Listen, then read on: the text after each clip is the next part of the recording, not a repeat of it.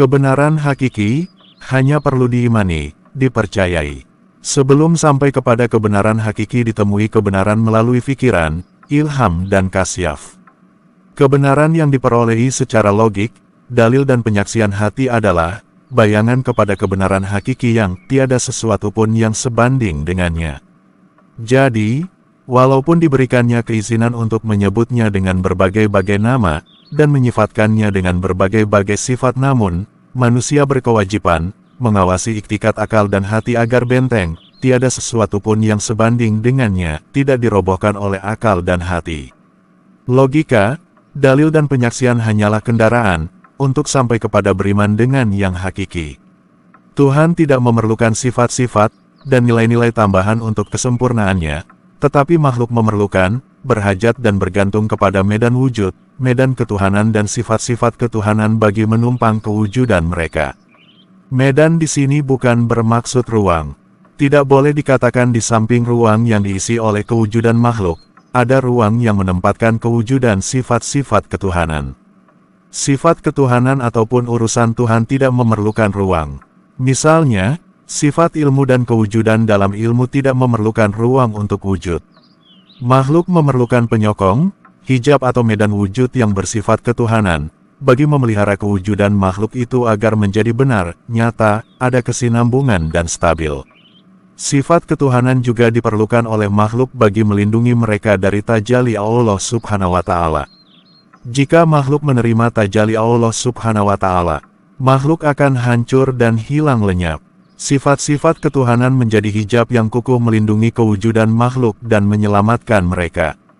Kewujudan yang tidak ada hijab melindunginya adalah kewujudan ciptaan ahli rabun mata. Ciptaan ahli rabun mata tidak stabil, tidak benar dan tidak bertahan kewujudannya. Ciptaan Tuhan yang dihijabkan oleh sifat-sifat ketuhanan bersifat stabil, benar dan kekal kewujudannya sampai kepada akhirat.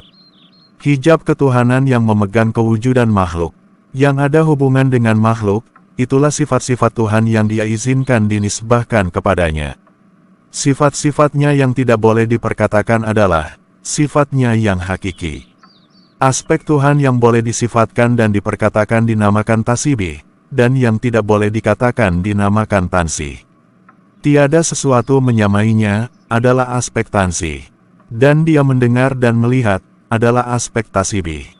Makrifat yang sempurna adalah yang mengenal Tuhan dalam aspek tasbih dan tansih sekaligus.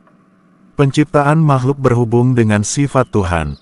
Sekiranya tidak ada sifat-sifat Tuhan yang menghijab, atau menjadi perantaraan niscaya tidak akan ada penciptaan makhluk. Sifat menghubungkan pencipta dengan penciptaan. Hanya orang yang tidak mengerti menolak peranan sifat, lalu menghubungkan ciptaan terus kepada Dia yang Maha Tinggi. Jika Tuhan bukakan tajalli cahaya zatnya, yang hakiki, tentu makhluk akan binasa, kewujudan akan hilang. Kenyataan yang pertama juga akan lenyap jika berhadapan dengan keagungan Allah, yang Maha Agung, lagi Maha Perkasa.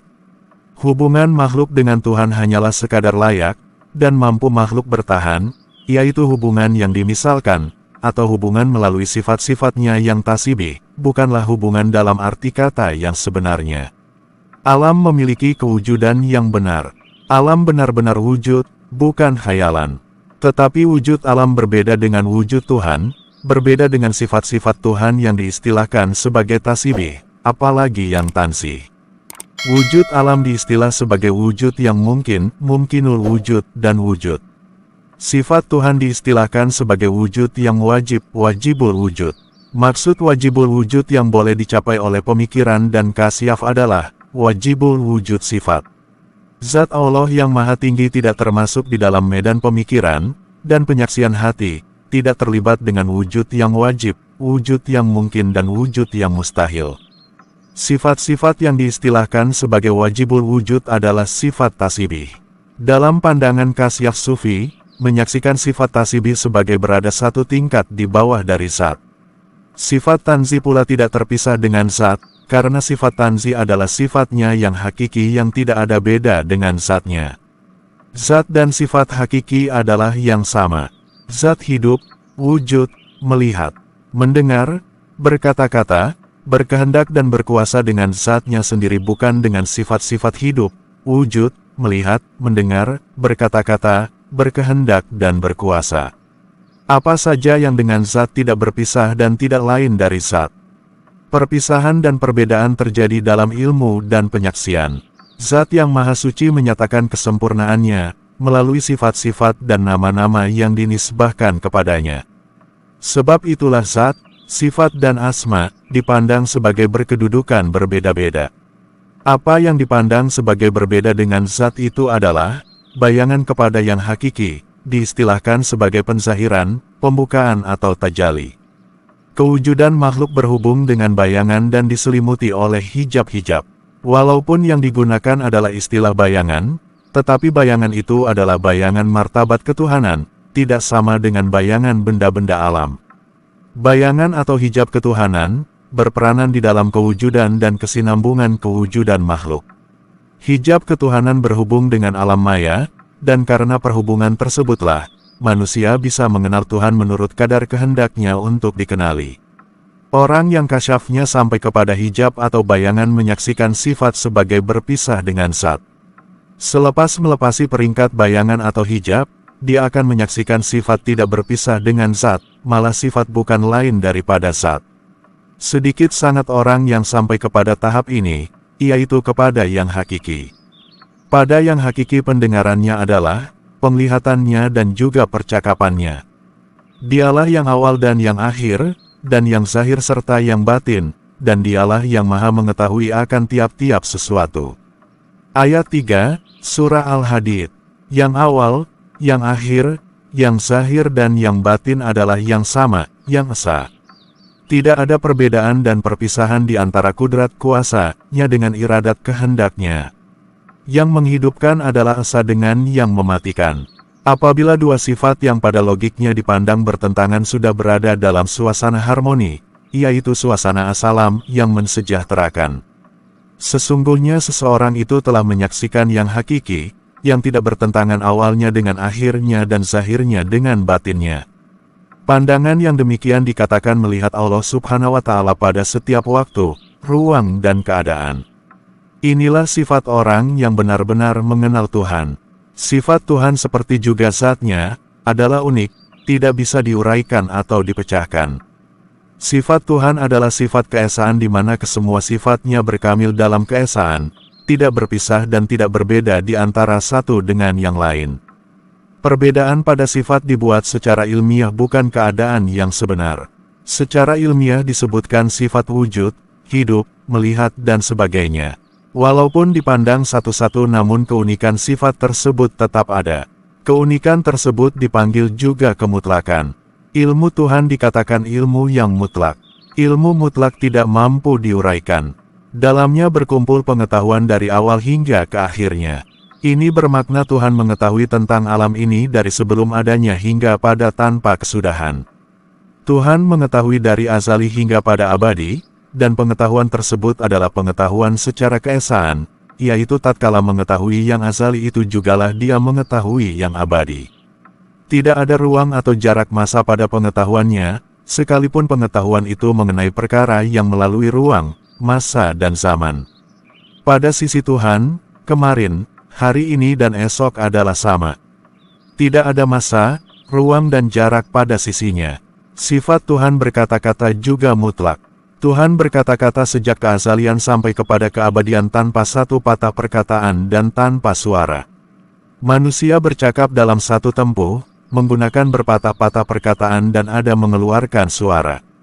Tetapi Tuhan berkata-kata dalam keadaan kalamnya yang pertama, dengan kalamnya yang terakhir adalah kalam yang sama, tidak berpisah. Tidak berbeda dan tidak bersuara. Begitu juga dengan sifat Tuhan yang lain. Sifat kemutlakan menyebabkan Tuhan berkuasa berhubung dengan makhluknya, tanpa berlaku pertembungan wujud Tuhan dan sifat Tuhan, dengan wujud makhluk dan sifat makhluk. Kemutlakan sifat Tuhan menyebabkan tidak mungkin makhluk termasuklah manusia, bersekutu dengan perbuatan atau sifat Tuhan, apalagi zat Tuhan. Manusia yang melemparkan tombaknya, perlu mengadakan beberapa pergerakan, tetapi, perbuatan Tuhan tidak memerlukan pergerakan.